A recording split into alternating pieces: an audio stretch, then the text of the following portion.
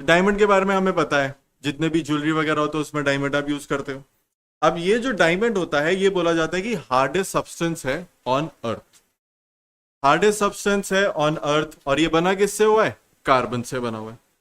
तो अब ये मन में आता है कि फिर तो कार्बन भी हार्डेस्ट सब्सटेंस हो जाना चाहिए ऑन अर्थ, है ना। अच्छा, तो अब जब हम पेंसिल जो यूज करते हैं उसकी जो निप होती है वो भी ग्रेफाइट की होती है, और ग्रेफाइट अगेन क्या है? कार्बन है। अगर वो हार्डेस्ट सब्सटेंस होता तो हम उसको इजीली यूज कैसे कर पाते? मान लो जो हमारी पेंसिल की नोक टूट गई है, हम शार्पन करके उसको फिर से यूज कर लेते हैं। अगर वो हार्डेस्ट होता तो शार्पन उसको कर ही नहीं पाता।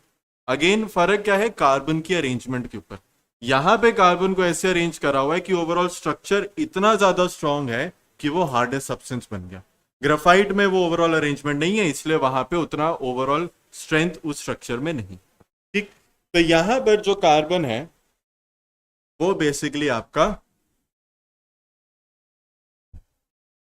इस तरीके से नहीं, एक कार्बन एटम 4 और कार्बन एटम्स के साथ प्लेस्ड।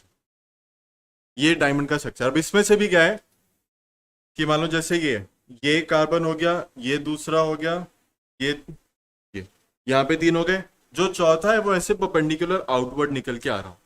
इस शेप को आप बोलते हो टेट्राहेड्रल।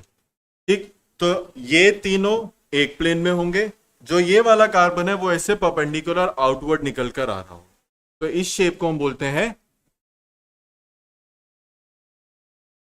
Tetrahedral arrangement. तो इस टेट्राहेड्रल अरेंजमेंट की वजह से जो डायमंड है उसके अंदर हार्डनेस आती है।